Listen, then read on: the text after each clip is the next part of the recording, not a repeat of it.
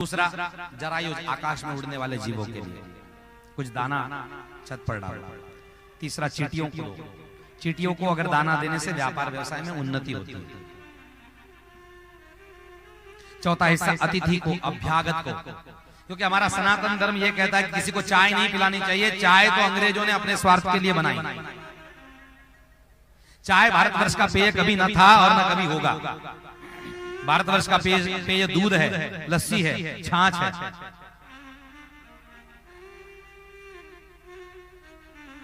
दही, चूड़ा और अचार। ये हमारे मिथिला का रिवाज है कि हमारे यहाँ जब अतिथि आते हैं तो भूखा नहीं जाना चाहिए। जब से भारतवर्ष ने अपनी परंपरा को छोड़ा है तब से भारतवर्ष का पतन होना शुरू हो गया, क्योंकि भारत ने कभी भी पूर्व समय में अन्न बेचा नहीं था। कच्चा अन्न बेचा था, पका अन्न कभी नहीं बेचा। कच्चा अन्न बेचा जाता था, मुद्रा विनिमय हुआ करता था, लेकिन पका हुआ अनाज बेचने की नहीं, पका हुआ अनाज दान करने की परंपरा भारतवर्ष में थी। जब से पका हुआ अनाज लोग देना शुरू करना बंद कर दिए, तब से लोगों के जगह पर होटल और बोतल की परंपरा भारतवर्ष में शुरू हो गई। नहीं तो भारतवर्ष में पहले होटल नहीं थे, धर्मशाला थी। और लोग धर्मशाला में, अगर इस गांव की तरफ से कोई धर्मशाला हो नजदीक में, तो लोग क्या करते, रास्ते में जाने वाले जो राहगीर होते तो रात्रि के समय में उस गांव के धर्मशाला में रुक जाते और गांव के लोग मिलकर के जो अतिथि का निकाला हिस्सा होता, अतिथि ने पाया हो तो ठीक, नहीं तो धर्मशाला में भेजते थे कि देखो कोई रुका हुआ है क्या, तो उसको पहुंचा दो।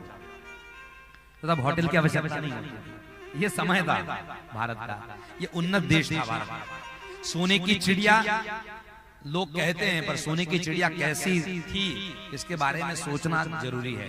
वो सोने की चिड़िया अब भी बन सकती है अगर आपने अपने धर्म का निर्वाह ठीक ठीक तरीके से किया था। तो चौथा हिस्सा अतिथि को और पांचवा हिस्सा कुत्ते को दो, तो तुम्हारे ये जो जीव हिंसा का पाप है वो थोड़ा थोड़ा कमतर है। और एक और नियम है, सनातन धर्म ने इन तीन चीजों को स्वीकार करना चाहिए। एक अर्पण करना चाहिए, दूसरा तर्पण करना चाहिए और तीसरा समर्पण जरूर करना चाहिए। ये तीन चीजों पर भारत का पूरा दारोमदार है। जो संसार में जो चीज बनाई है उसको अर्पण करो। मंदिर बनाया, किसी के बाप की मंदिर नहीं है। आगे भागवत में सुनोगे, दशम स्कंद में गौ माता, इंद्र ने जब मूसलाधार वर्षा की, गिरिराज पूजन करते करते गौ माता आई, भगवान नारायण का अभिषेक कर दिया। प्रभु, ये इंद्र बड़ा अभिमान करता है कि मैं सब जगत का राजा हूं, मैं आपसे करबद्ध निवेदन करती हूँ। गौ माता ने कहा, गाय का, मंदिर का, तीर्थ का, ब्राह्मण का और सन्यासी का कोई भी राजा नहीं होना चाहिए, वो स्वतंत्र होने चाहिए। उसके एक ही राजा होने चाहिए, वो भगवान।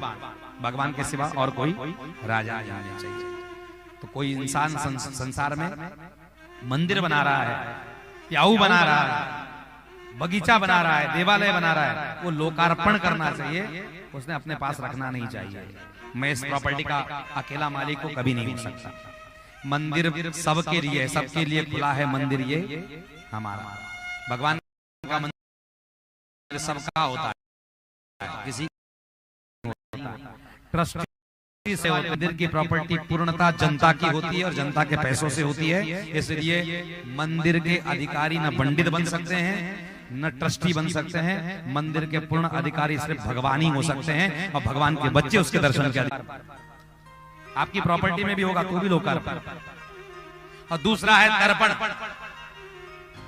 माँ बाप ने हमें जन्म दिया, उन माँ बाप के कृपा करुणा को निरंतर अनुभव करो। उनके नाम का तर्पण, चिंतन, पिंडदान आदि कर्म निरंतर करते रहो। लोग गया जी में जाते हैं, कहते हैं अब करो की जरूरत नहीं है।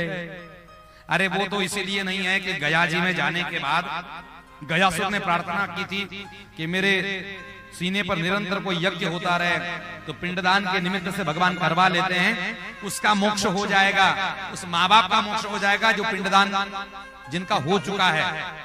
लेकिन धुंधुकारी जैसे प्रेत का वर्णन आता है कि उसने खुद कहा है, गया श्राद्धम शतैरपि, अगर मेरा 100 बार भी गया श्राद्ध किया जाए तो भी मेरी मुक्ति में न भविष्यति, मेरी मुक्ति नहीं होने वाली। तो जिन जिन के ब्रह्मलोक में जाने का समय हो गया है, जिनका कर्म भोग भोगा जा चुका है, जिन्होंने बिल्ली, कुत्ता, जीव जंतु के भोग भोग कर करके ब्रह्मलोक के दरवाजे पर जो खड़े हैं, उनके ही पिंडदान करने से वो मुक्त हो जाएंगे। ऐसे तो सभी पापी मुक्त हो जाएंगे, फिर तो जय जय किसी की नहीं है। इसलिए सबको गया श्राद्ध करने के बाद भी माता पिता का तर्पण पूजा पाठ करते ही रहना चाहिए। अच्छा छोड़ दो, वो मुक्त हो भी जाएंगे तो भी तुम्हें अपनी मुक्ति के लिए गया श्राद्ध के बाद भी अपने माता पिता का तर्पण करते रहना चाहिए।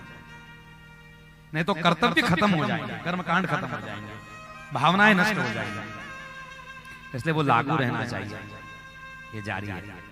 और एक न एक तो मरता ही रहेगा, एक जाएगा तो उसको भी तो ले जाना पड़ेगा गया जी में, तो तब तक करते रहो। तो कब तक करते रहो? जब तक तुम ऊपर न चले जाओ तब तक करते रहो।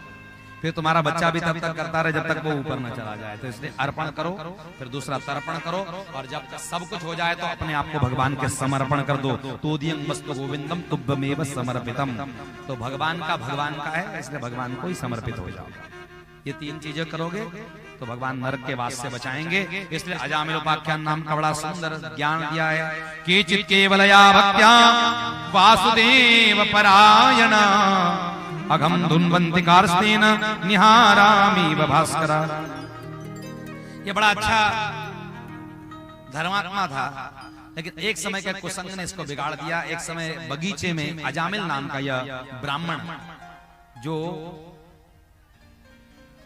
आपके उत्तर भारत के मध्य में जहां पर इत्र बड़ा प्रसिद्ध है, उस जगह का यह प्रसिद्ध ब्राह्मण देवता था। ब्राह्मण देवता धर्म कर्म में निरंतर लगे रहते हरिद्वार के पास में।